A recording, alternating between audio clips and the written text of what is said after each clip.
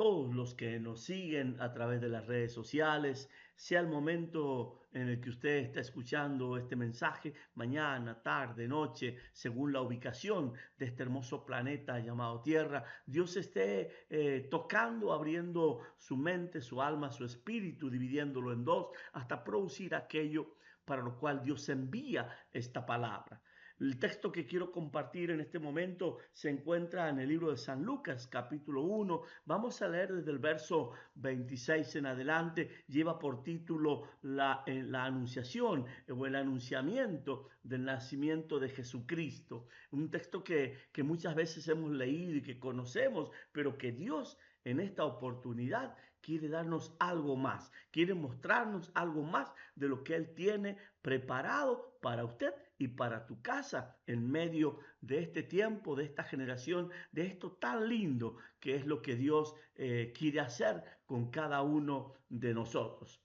Si usted puede leer la palabra, le invito a que vamos al capítulo 1 del libro de San Lucas, y si no puede hacerlo, simplemente escuche este mensaje y cuando usted tenga una oportunidad allí, cierre las puertas de su habitación, métase en su lugar secreto, ore al Padre que está en los cielos y escudriñe lo que Dios va a hablarle en este día.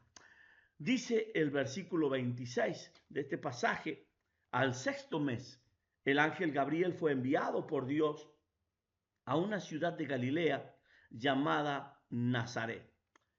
Me gusta este texto empezarlo de esta manera, porque dice que el ángel Gabriel fue enviado por Dios, así como un día Jesús envió a sus discípulos, allá libro de San Lucas, capítulo 9, capítulo 10, y ellos volvieron contando toda la gloria, todo lo maravilloso que habían visto de parte de Dios. Así también el ángel Gabriel fue enviado a una ciudad de Galilea llamada Nazaret. Pero dice en medio de todo ello al sexto mes. Y me gusta esto de Nazaret, porque Nazaret es una pequeña población que en el Tanaj hebreo ni siquiera figura en ese tiempo, no existía para ellos. De hecho, en un momento los religiosos le preguntan, ¿algo bueno puede salir de Nazaret? Es tan insignificante, tan pequeña, nada importante sucede allí. Pero me gusta este texto y inmediatamente viene a mi mente allí cuando Isaías se pregunta, ¿quién es esta que viene adornada, ataviada con sus joyas? ¿Quién es esta que sube desde el desierto? La verdad es que de la nada, de lo pequeño, es donde Dios rescata, llama a aquellos que un día fueron entretejidos por el dedo de su mano. Ahora, habiendo hablado ya de Nazaret, nos toca irnos a lo otro. Dice la Biblia al sexto mes. El sexto mes en el hebreo es Elul, que es un periodo de preparación espiritual antes de las grandes fiestas de Rosh Hashanah o el Yom Kippur. Ahora, cuando yo leo este texto, inmediatamente viene a mi mente el libro de Ezequiel, cuando Dios dice al sexto año, al sexto mes, al quinto día, antes de que se produzca el sexto día, Dios se estaba preparando, trabajando en medio de ellos. Cuando yo veo que Dios escoge el mes sexto, el mes de Elul, el mes de la preparación espiritual, para festejar dos fiestas, la fiesta del Rosh Hashanah y la del Yom Kippur.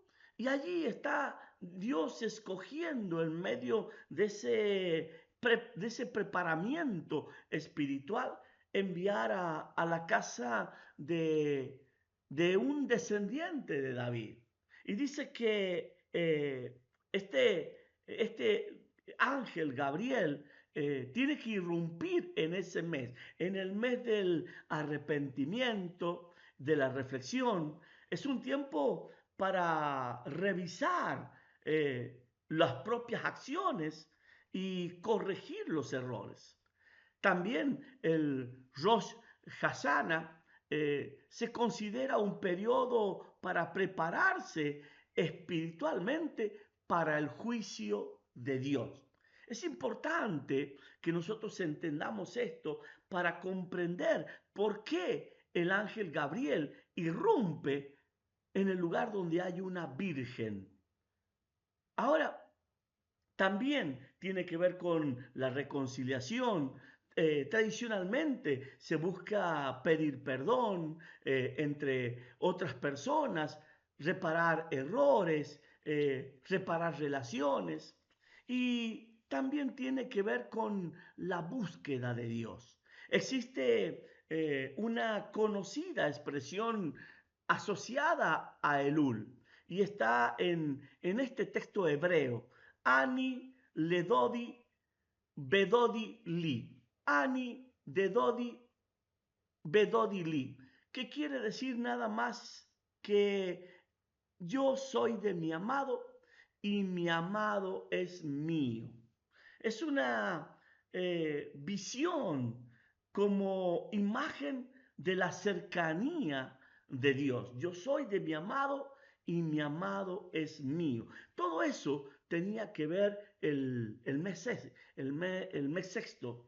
Ahora, dice la palabra de Dios en el versículo 27, a una virgen, escúchelo bien, porque el versículo 27 dice, a una virgen desposada con un varón que se llamaba José, de la casa de David, y el nombre de la virgen era María. Cuando yo veo este texto, veo inmediatamente el libro de Génesis, cuando Dios dice, hagamos al hombre a nuestra imagen, a la imagen del Espíritu, a la imagen del Hijo y a la imagen del Padre. Usted no tiene solamente la imagen de Dios. Si bien Jesús es Dios, el Espíritu es Dios y el Padre es Dios, usted tiene cuerpo, alma y espíritu. Y en cada una de esas fases de su vida está representado cada uno de ellos. Ahora, también es bueno saber que Jesús dice, antes que Abraham fuera, yo ya era. Y antes de que Abraham fuera y él ya era, Dios tuvo la idea, la gracia de crear todo lo que existe de la nada. Y en ese crear todo lo que existe de la nada, el libro de Apocalipsis en el capítulo 20 dice, y la adoraron todos los moradores de la tierra cuyos nombres no estaban inscritos en el libro del Cordero que fue inmolado desde la fundación del mundo. Lo siguiente creación antes de hacer al hombre fue la cruz. Y en esa cruz Dios ubicó nada más y nada menos que al Cristo. Pero para que el Cristo viniera, tenía que nacer de una mujer que había sido hecha a su imagen y a su semejanza. Ahora, ha llegado el momento, han pasado los años. Allí Joel dice, después de 2 días les daré vida y al tercer día los resucitaré. Y han pasado 2000 años de la muerte, resurrección, asunción de aquel que tiene un nombre que es sobre todo nombre. Y Dios hoy, este día quiere darte la vida que tú no habías alcanzado, aún permaneciendo en medio de una religión. Es como cuando aquel hombre llamado Job dice, de oídas te había oído, mas ahora mis ojos te ven. Es un tiempo de apertura, de manifestación, de rompimiento, de fundamentación, de creación, donde Dios va a poner en tu vida cosas que ojo no vio, ni oído yo, ni ha subido a corazón de hombre. Yo quiero que usted entienda en este momento que si ojo no lo vio es porque no fue creado todavía, si oído no lo oyó es porque todavía no fue hablado en el cielo, tampoco en la tierra, y si no ha subido a corazón de hombre es porque nadie en su imaginación pudo llegar a imaginarlo. Es el tiempo en que Dios está hablándole a huesos secos, como en el valle de Ezequiel, y cada uno de estos tomando, recibiendo la vida que el Espíritu Santo, la cual Dios ha prometido que en este tiempo derramaría sobre toda carne, y en eso está usted, está su casa, están sus hijos, está su descendencia. Ahora, lo maravilloso de esto es que la Biblia dice que fue llevado al sexto mes a una ciudad de Galilea, la de los gentiles, llamada Nazaret, desconocida, a una virgen, a una mujer que había sido entretejida, formada en el vientre de la madre. Dice la palabra de Dios: antes que te formase te conocí, antes que te formase te puse nombre, hija mía eres tú. Y cuando Dios le habla a Jeremías, le dice: el propósito por el cual yo te hice es que te coloco por profeta a las naciones. Y ahí está esta Virgen María, aquella que había sido hecha antes de la fundación del mundo, entretejida. Dice la palabra de Dios que a los que antes conoció, antes de la fundación del mundo, antes de que nada hubiera, dice: a los que antes conoció, a estos también llamó. A los que llamó, a estos también justificó. A los que justificó, a estos también santificó. Y a los que santificó, a estos también glorificó. Esto es lo maravilloso que el diablo no puede entender. Tanto amor de Dios dado a su creación. Ahora, algo precioso que escuchaba hace unos días es que nadie puede caer si está en el piso. Para caer tienes que estar en un lugar más alto, y eso es lo maravilloso. 6 veces caerá el justo. ¿Cómo puede caer el justo? Y es que las muchas aflicciones entontecen aún a los sabios, cuanto más a aquellos a los que el diablo sabe que están arriba, que tienen propósito, que fueron marcados por Dios, los quiere derribar. Ahora, entendiendo esta palabra, yo quiero que usted vea a una joven llamada María en una pequeña población donde el intercambio cultural y las cosas mundanas se manifestaban a diario. Ella dispuesta, determinada a hacer lo que sabe que a Dios le agrada. Hay algo que hace muchos años yo me propuse en mi corazón: hacer lo que a Dios le agrada, aunque la gente me condene, me juzgue y me señale. Ahora, dice la palabra que esta mujer se desposó con un varón, con un varón. Y esto es maravilloso. Esto es precioso porque cuando la Biblia habla de varón, no habla de hombre.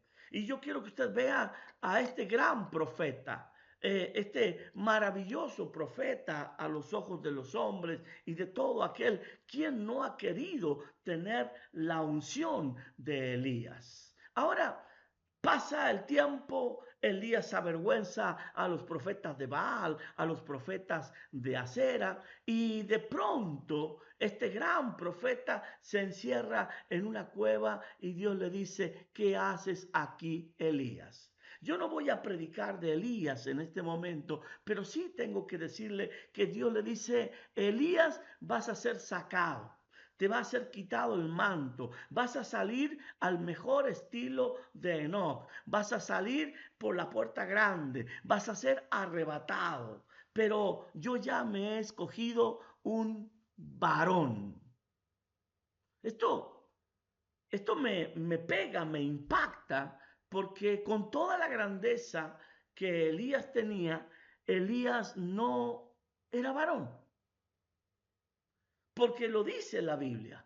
Dios se ha buscado un varón que levantará a este rey, matará a este rey, hará esto, hará aquello.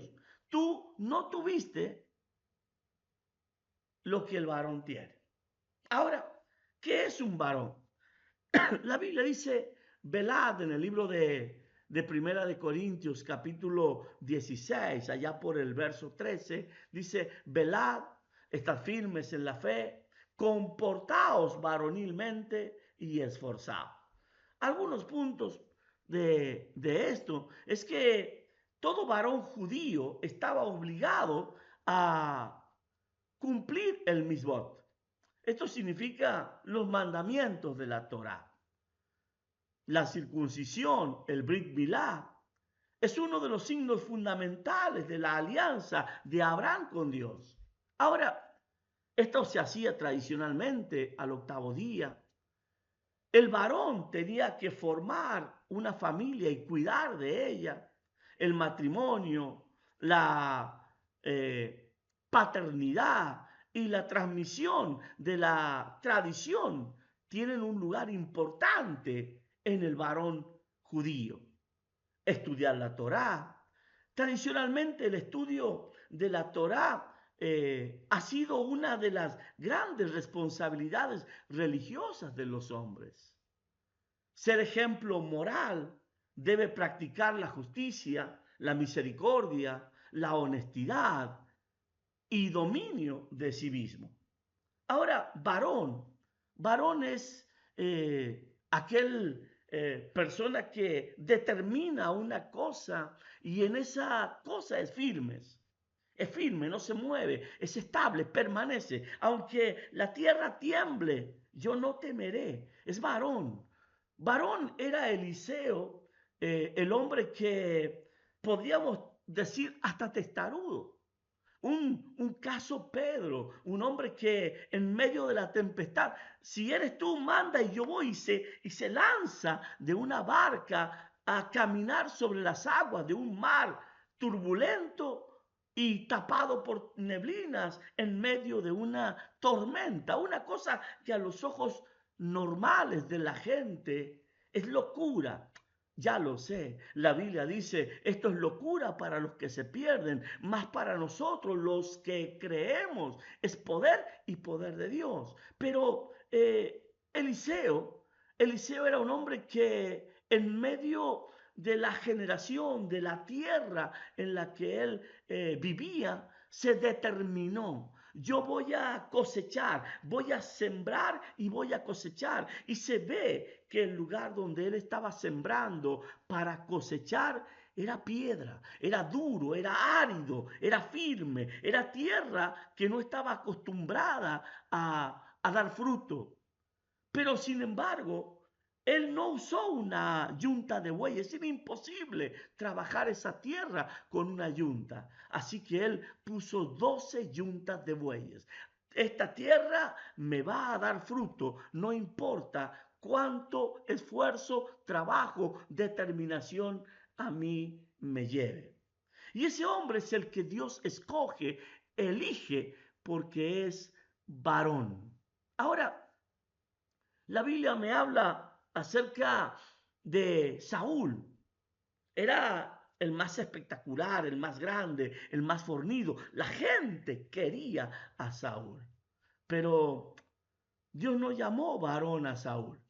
Sí llama varón a David, con todos sus errores, con todas sus faltas, con todas sus iniquidades. Llega un momento en que Dios dice que David tiene un corazón perfecto y lo llama varón, varón conforme a mi corazón. Y ahí es donde yo vuelvo a hacerle hincapié. Si usted ha caído, si usted ha fallado, es hora de sacudirse el polvo, sacudirse todo lo que tiene encima, ponerse de pie de nuevo. 6 veces caerá el justo, 7 veces lo levantará el Creador. Ahora, no quiero hacer con esto un evangelio fácil, cae que luego Dios te levanta. Estoy hablando de que solamente cae aquel que una vez estuvo arriba y nadie puede estar arriba si Dios no lo ha colocado. No son tus fuerzas, no son tu querer, no son tu hacer. Dios es el que pone el llamado, Dios es el que pone el misterio, Dios es el que pone el ministerio y también es el que pone el querer y el hacer. Ahora, sabiendo que después de todo lo que David cometió, es un varón conforme al corazón de Dios. Es que yo veo que Dios en este momento está yendo al sexto mes, el mes de la restauración, el mes en que la gente tenía que prepararse espiritualmente para el juicio de Dios.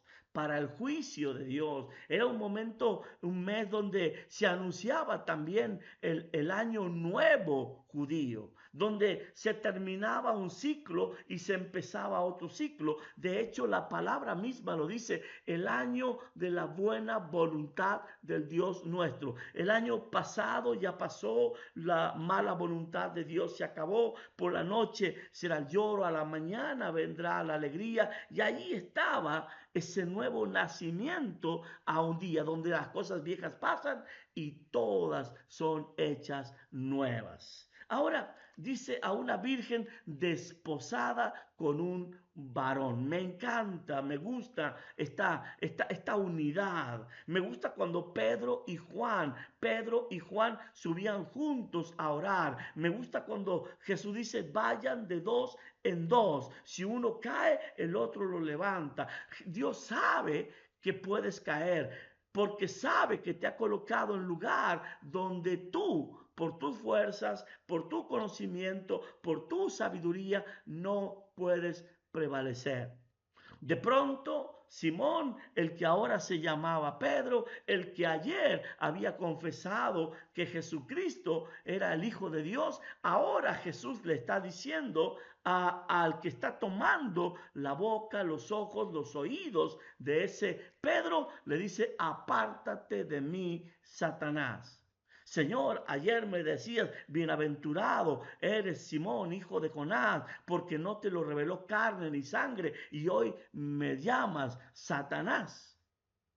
Y es que, lo vuelvo a decir, solamente cae aquel que está arriba. El que está abajo nunca cae porque está abajo. Satanás no se preocupa por los de abajo, se preocupa por los que están arriba, por los que tienen propósito, por los que fueron llamados, por los que fueron escogidos, por los que fueron justificados, por los que fueron santificados, porque sabe que el próximo paso es la glorificación. Habiendo dicho esto, vamos a continuar con el versículo 27.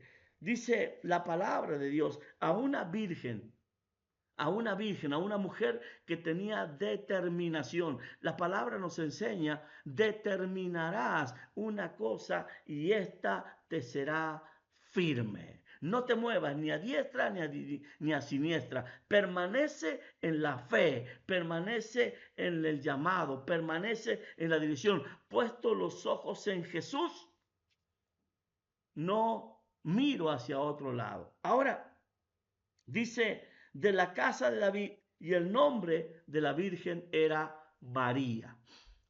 Cuando yo leo este texto, inmediatamente viene a mi mente, viene a mi corazón,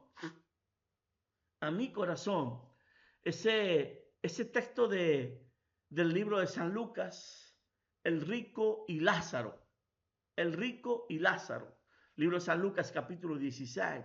Y ahí está el rico. Muchas veces me pregunté, ¿cómo se llama el rico? No tiene nombre, no es conocido, no está escrito en el libro de la vida del Cordero. Dios no lo conoce. Es como cuando aquel Jacob huye de la casa del padre después de arrebatar lo que era suyo, la primogenitura, porque habiendo sido engendrado primero, él peleaba en el vientre de la madre, se agarró del calcañar de Esaú y Esaú salió primero y de pronto Jacob peleó durante mucho tiempo la primogenitura hasta que por fin se la arrebata, porque el que no tiene propósito vende las cosas. El que no tiene propósito compra las cosas. Los que tienen propósito las reciben de parte de Dios. Y él se va a un lugar aparte, de pronto llega a Betel, toma una piedra, la unge con aceite, dice que esa será la casa de Dios, se va por 7, luego 14, y a los 21 años, él entiende que tiene que salir y buscar el propósito, porque vuelvo a repetirte, Dios a los que antes conoció a estos también llamó. Y estaba el momento del llamamiento de Jacob. Y tuvo que pasar por el vado. Tuvo que pasar por el lugar más bajo. Tuvo que pasar por el lugar donde Dios le decía, no te conozco. ¿Quién eres tú? Y de pronto se va a la noche, termina el viejo año, empieza el nuevo año. Y allí está empezando a salir el sol de justicia.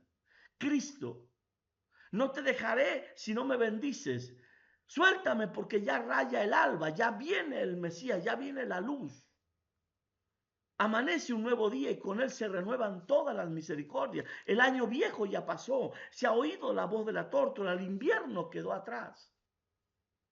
Y de pronto ese hombre llamado Jacob ahora recibe una herida y Dios le cambia el nombre y se llama ahora Israel, vencedor. Ha luchado con Dios y con los hombres y has vencido. Has luchado con Dios y con los hombres y has vencido. No se dirá más tu nombre Jacob, sino Israel. Y ahí empieza un hombre herido en el muslo, rengo, pero vencedor. Es mucho mejor entrar con un pie menos en el reino de los cielos que con los dos irse al infierno. Y esto es importante que usted lo reconozca.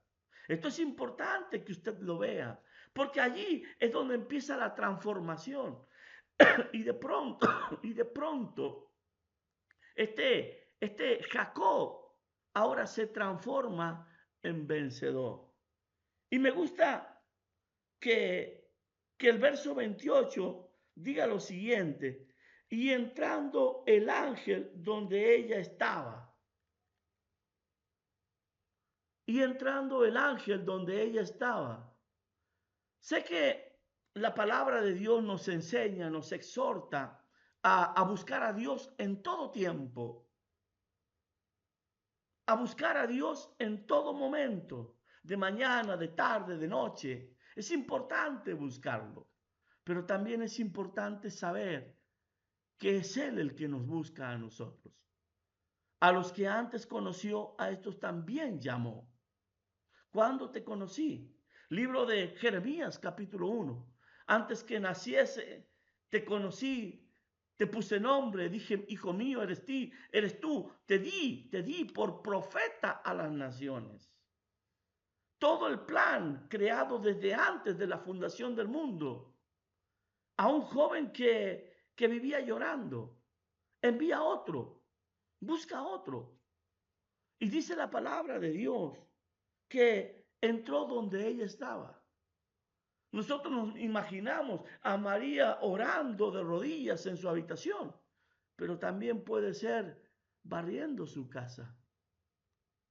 David, el día que fue ungido por el profeta Samuel, ni siquiera estaba en la casa, estaba allá lejos cuidando ovejas que eran de su padre. Los que estaban en la casa no era ninguno. Ahora dice la palabra, entrando en su casa, dijo, salve, muy favorecida. Salve, muy favorecida. ¿Qué es lo que puede en medio de tanta creación, de tantos millones de seres humanos, hacer que tú, que yo, seamos los favorecidos? ¿Cómo puede ser que Dios, en medio de toda una creación, escoja a un David y no a sus hermanos? ¿Cómo puede ser Dios, en medio de toda su creación, desde antes de la fundación del mundo, escoger a un José y no a un Rubén, no a un Judá? Y de pronto hacer que José tuviese que pasar los lugares tan bajos como estar en el pozo con la serpiente o en una cárcel y de pronto convertirse en el hombre más poderoso de Egipto, porque el mismo faraón lo dice. Yo solamente seré mayor que tú cuando yo esté en el trono, pero cuando yo me levante, el que gobierna Egipto es José. Tanto poder y tanta gloria que lo mejor de la tierra de Egipto fue dada a Jacob y a sus hijos gracias a José. Y de pronto esta joven que había determinado ser virgen, apartada, escogida para Dios, empieza a escuchar palabras quizás que por mucho tiempo oró. Dios, si ha de hacer algo en medio de mi ciudad, de mi tierra, úsame a mí. Aquellas palabras cuando el libro de Isaías dice, ¿a quién enviaré y quién irá por nosotros? Y de pronto se escucha a Isaías, heme aquí, envíame a mí, yo iré. Y de pronto esta joven empieza a escuchar palabras como el Señor es contigo. Ah, Señor, ha sido tan difícil la vida para mí. La calle es tan difícil. La ciudad en la que vivo es la más pequeña. La localidad en la que vivo es la más pequeña. Ni siquiera están en los registros de la Biblia hebrea. Ahora dice, bendita tú entre las mujeres. Quiero que sepas, María, que hay un propósito contigo. En medio de todas las mujeres de esta generación, te escogí a ti. Allá cuando empezaba mis primeros años de estudios teológicos, siempre me pregunté, ¿por qué tardó tanto Dios sacar al pueblo de Israel de Egipto? Si él había prometido que pasarían 400 años y que Dios tomaría al pueblo, ¿por qué tardó 440 años? ¿A quién Dios llamó 40 años antes que a Moisés? Que el propósito quedó en la nada y Dios tuvo que sacar a un Moisés asesino, llevarlo a un monte donde Moisés no buscaba a Dios. Simplemente Dios se le apareció en una zarza y empezó a contarle lo que él haría. Y usted conoce la historia. Soy tardo para hablar y todo lo que Moisés expresaba. Dios hablando conmigo, ¿qué haré? Y Dios tuvo que ponerle la señal de lepra en la mano y todas las señales que usted conoció para que él despertara a lo que Dios tiene. Ahora, dice el versículo 28, y entrando el ángel donde ella estaba, ya te lo dije, no importa el lugar especial. Muchos creen que encontrará a Dios en medio de grande multitud. Muchos creen que encontrarán a Dios en medio de un mover profético. Enciérrate en tu baño y quizás Dios te dé la profecía que cambie esta generación y te muestre los años que vienen encerrado en tu baño, en tu habitación, en el lugar secreto.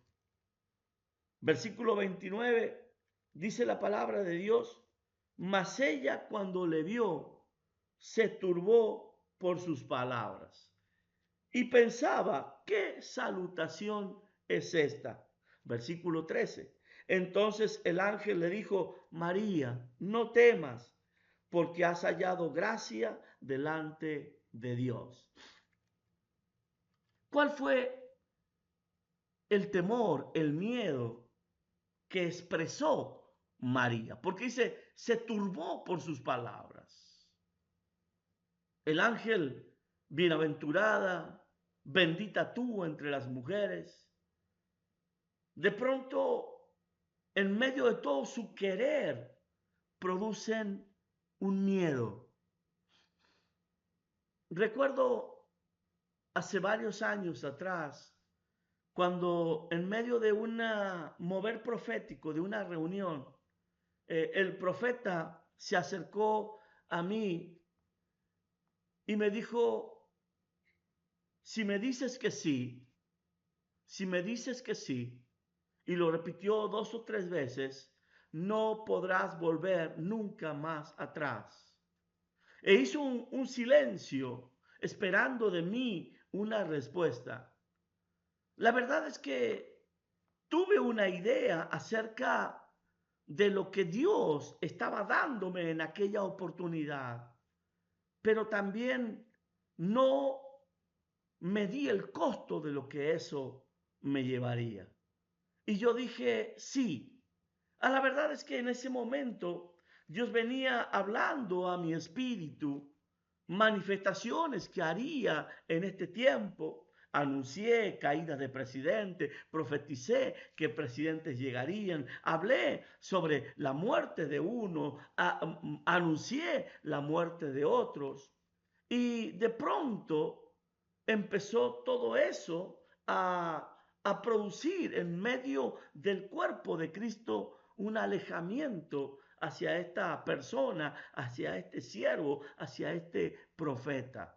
La verdad es que cuando Dios me dijo, si me dices que sí, no podrás volver atrás, es porque Él estaba marcando un destino, algo que haría, que movería los cimientos de la iglesia de este tiempo.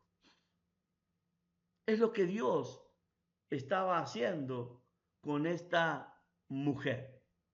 Recuerde que la palabra de Dios dice a una virgen desposada con un varón. Y el primer impacto que produce esto en esta mujer es rompimiento, es quebrantamiento. Es como cuando la palabra de Dios penetra hasta dividir el alma y el espíritu y los expone. Muchas personas dicen, pastor, quiero una palabra de Dios. Y yo les pregunto, ¿usted está segura de lo que me está pidiendo? ¿Usted está seguro de lo que me está pidiendo? Porque la palabra de Dios no viene a congraciarse con tu carne. Viene a reflejarle a tu carne, a tu espíritu, a todo tu ser, lo que Dios quiere y puede hacer si tú estás determinado y dispuesto. Mire lo que dice la palabra de Dios en el versículo 30. Entonces el ángel le dijo, María, no tengas miedo, no temas, porque has hallado gracia delante de Dios. Y ahora concebirás en tu vientre y darás a luz un hijo y llamarás su nombre Jesús. Este será grande y será llamado Hijo del Altísimo, y el Señor Dios le dará el trono de David, su padre, y reinará sobre la casa de Jacob para siempre, y su reino no tendrá fin. Hoy cuando usted y yo leemos acerca de este texto, nos gloriamos en Dios y en su poder. Pero entre usted en el cuerpo de María. Por un momento, como dicen comúnmente, póngase sus zapatos. Dios le está diciendo a una mujer desposada con un varón. Un día en la congregación se juntaron los sacerdotes, el Sanedrín, el papá, la mamá, los hermanos de la iglesia, y allí María y José, entregándose un anillo, se entregaron en pacto, hicieron un pacto de que luego se casarían. Si bien María no había consumado el matrimonio, José no la había llevado al lugar secreto, no la había conocido. María sabía que en estas palabras había que romper un odre viejo, una tradición, una religión y aceptar lo nuevo de parte de Dios. Es como cuando Pedro se hace la pregunta y les hace la pregunta a todos: ¿a quién he de agradar? ¿A Dios o a los hombres? Y de pronto yo me imagino a María quitándose el anillo de la mano y diciendo: no puedo tener dos maridos. Si me caso hoy con Dios, seré de Dios. Y de pronto, al hacer ese acto, estaba rompiendo un pacto para abrazar un nuevo y mayor pacto en Dios. Como cuando Jesús en la cruz del Calvario levanta los ojos al cielo y dice: Lama Sabachthani, consumado es, Padre mío, ¿por qué me has desamparado? Y se rompe el pacto. Se rompe el antiguo pacto y a través de la muerte, la sangre, la resurrección de Cristo se establece un mayor y más excelente pacto que el que Dios hizo con Abraham. Ahora, María está diciéndole: Dios, yo no sé cómo se hará esto, pues no he conocido varón. ¿Cómo es que en mi vientre voy a concebir y a dar a luz un varón, y este será grande y será llamado Hijo del Dios Altísimo? Ahora, ¿qué pasó con mi pacto con José? ¿Qué pasó con mi conocimiento, con mi religión, con mi tradición, con mis costumbres, con las costumbres de mi padre?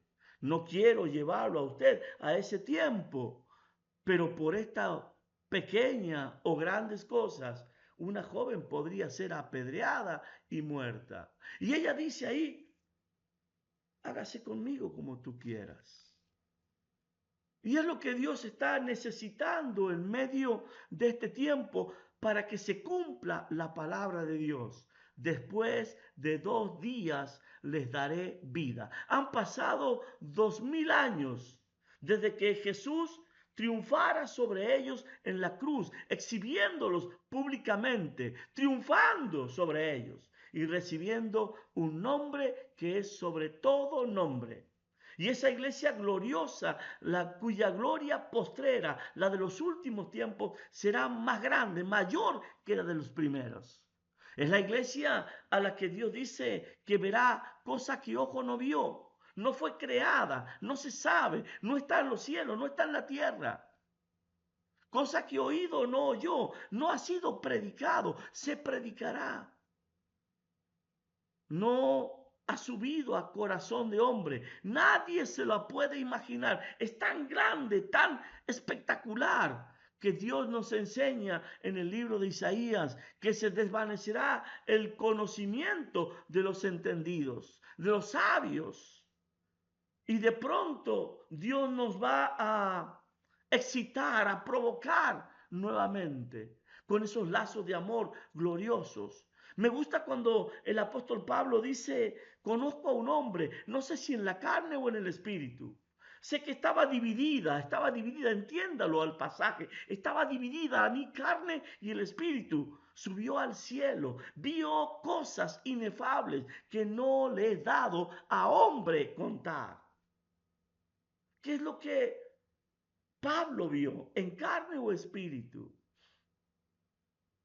¿Qué es lo que Dios tiene para este tiempo? Pero Dios está necesitando romper un odre viejo, porque el vino que Él quiere colocar no puede ir allí, se va a perder.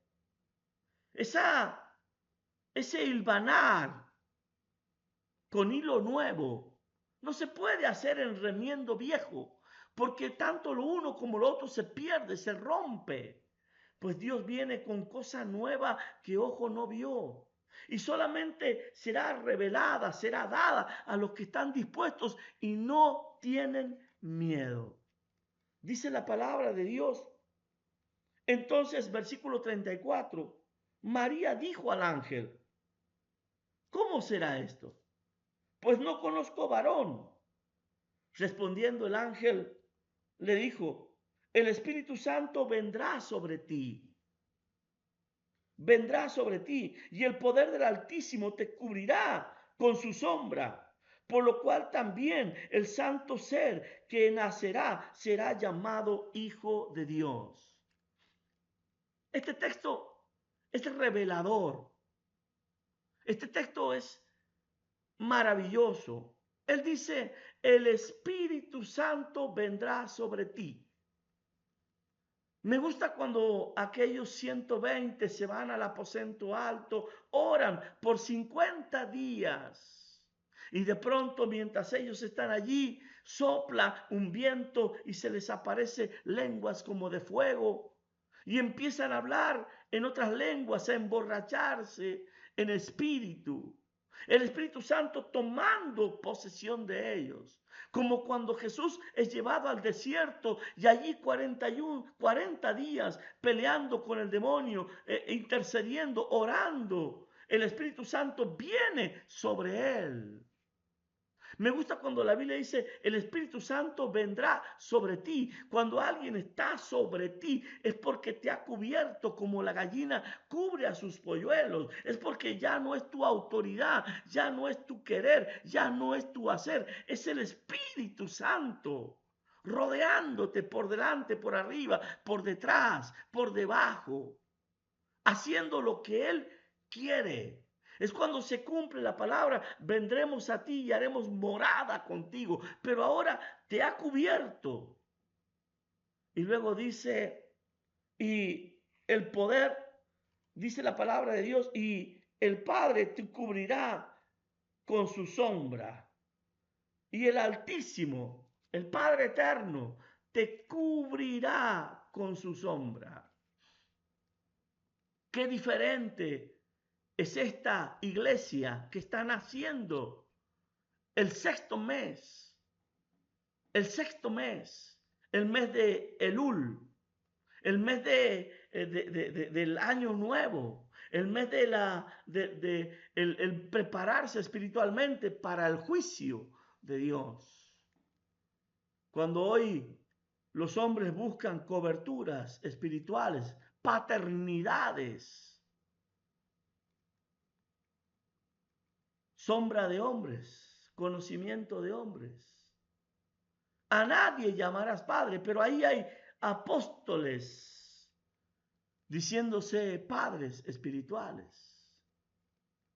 Yo no alcanzo a ser mentor. Muchas veces me llamo compañero de batalla. Simplemente puedo decir consiervo. Porque el único grande, el único alto, el único sublime, digno de llamarse Padre, es Dios. Jesús mismo lo dice. A nadie llamarás Padre, sino solo al que está en los cielos. Ahora, Él te cubrirá con su sombra, Él será tu cobertura. Él es el que te lleva a Egipto, te trae a Egipto, de Egipto. Él es el que te va a mantener con vida hasta que tú veas la ascensión del mismísimo Hijo de Dios, tomando el trono de David su padre, reinando en la nueva Jerusalén. Y allí en el versículo 36, el Espíritu Santo, el ángel, perdone, tiene que hablarle palabras más directas. He aquí tu parienta Elizabeth. Ella también ha concebido hijo en su vejez. Y oiga de nuevo, es el sexto mes para ella, la que llamaban estéril. María va a ser parte de la gran congregación de Dios, donde la estéril da a luz, y lo estás viendo en tu parienta Elizabeth. Todos conocemos la historia cuando María fue a ver a Elizabeth, cómo el vientre de una se sacudía delante de la otra. Todos conocemos lo que eso significó para la mismísima María. Y claro que sí, también para Zacarías. ¿Cuántos ciegos en este tiempo quedarán mudos? ¿Cuántos ciegos en este tiempo Dios les quitará el hablar? Los callará porque no entienden lo que Dios está haciendo. Versículo 37, porque nada hay imposible para Dios. No puedo terminar de cerrar esta enseñanza sin hacerles ver que Satanás sabía que María era la escogida, que María era la que iba a ser llamada, y para romper el plan de la paternidad de Dios, le pone un José. Y de pronto la que debía desposarse con Dios termina desposándose con José. Claro, después de que María concibió y dio a luz, tuvo otros hijos de José. Pero me sorprende que Jesús no hablara mucho de José, pero sí de su padre. Y me imagino lo que tiene que haber sido para José enfrentar en medio de la sociedad un hijo que se decía que no era de él. Con todo esto, quiero cerrar en el versículo 38. Entonces María dijo, he aquí la sierva del Señor. Y yo quiero preguntarte a ti hoy, porque sé que Dios te lo está dando. ¿De quién eres siervo? ¿Eres siervo de una institución? ¿Eres siervo de una iglesia? ¿O eres siervo del Señor? Si eres siervo de una institución, las cuevas de zorras se acaban. No te olvides que Jesús dijo, he aquí, las zorras tienen sus guaridas, las aves del cielo tienen sus nidos, y el Hijo del Hombre no tiene dónde reposar, dónde recostar su cabeza. No está buscando una cama. Está buscando un cuerpo donde él pueda recostar, reposar la cabeza, donde él ser la cabeza. Él ser la cabeza. Y te diré las palabras que dijo Pedro delante del concilio, a ti y a mí. ¿A quién he de agradar? ¿A Dios o a los hombres? Y de pronto María se ve en medio de esa pequeña población llamada Nazaret expuesta. ¿Qué hago? ¿Caso a la gente, a mi padre, a mi madre? ¿Le digo no a Dios y dejo que me conozca José? ¿O hoy me dejo engendrar por Dios? No llevemos a un acto sexual, simplemente a que su vientre empezará a crecer y la gente empezará a creer lo que toda la gente cree. Esto que esta tiene no es de Dios. ¿Cuántas veces lo escuché? ¿Cuántas veces hubo siervos que se preguntaban si lo que yo tenía era de Dios o del diablo? Recuerdo no hace muchos años atrás haber visitado una congregación a la que por distintas razones no podía asistir. Siempre tenía la agenda cargada, pero había sido tantas las veces que este pastor me pidió que fuera a su congregación, que al último dije, mira, quiero estar con mi familia, deseo estar con mi familia, pero me voy a quedar para estar contigo, porque no puedo decirte tanto que no, y mi agenda está completamente cargada. Recuerdo que para ese tiempo predicaba 3 y hasta 5 veces por día. Un día asistí a esta congregación y yo recuerdo que él me presentó ante los hermanos y Dios empezó a hacer milagros, milagros y más milagros. Lo raro es que nadie se gozaba con los milagros que Dios estaba haciendo. Me parecía totalmente raro lo que estaba sucediendo. Terminó el culto, me llevaron al hotel, cené en ese lugar. Al otro día no fueron a buscarme ni a la mañana ni a la tarde, simplemente a la noche.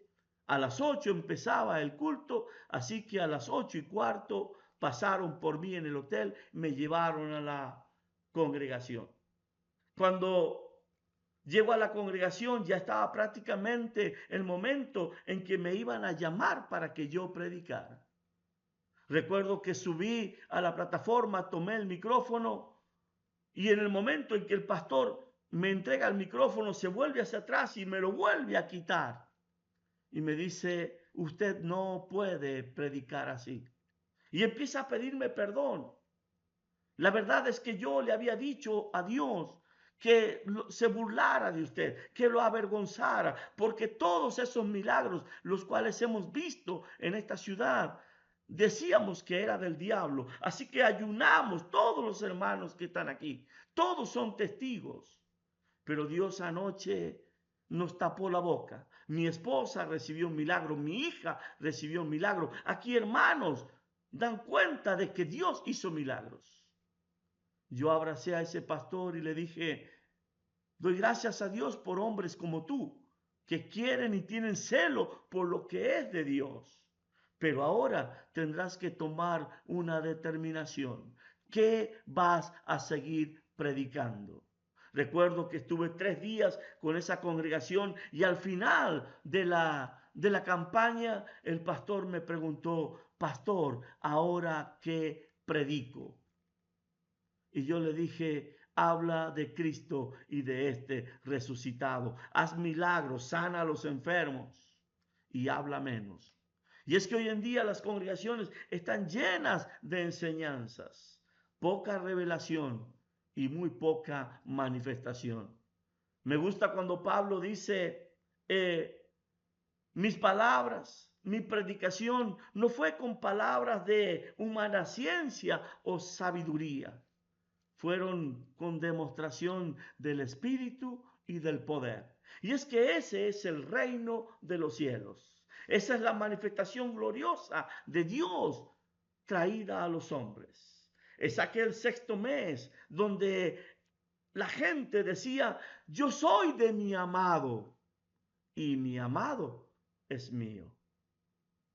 Que Dios en este tiempo no solamente abra tus ojos, despierte tus oídos, suelte tu lengua, sino también que te haga andar en las alturas para las cuales Él te ha creado y te lleve a lugares mucho más altos de lo que tú hayas imaginado. Te bendigo a ti y a toda tu casa y dale lugar a este vino nuevo que Dios tiene para ti, donde las cosas viejas pasan y todas son hechas nuevas, donde Dios te dice, hoy han pasado 2 días y te doy vida, para que como esos huesos del libro de Ezequiel empiecen a juntarse, a unirse, hasta ser un cuerpo, esa iglesia gloriosa, resplandeciente, pura y sin manchas que el Señor viene a buscar. Que Dios te bendiga a ti y a todos los tuyos.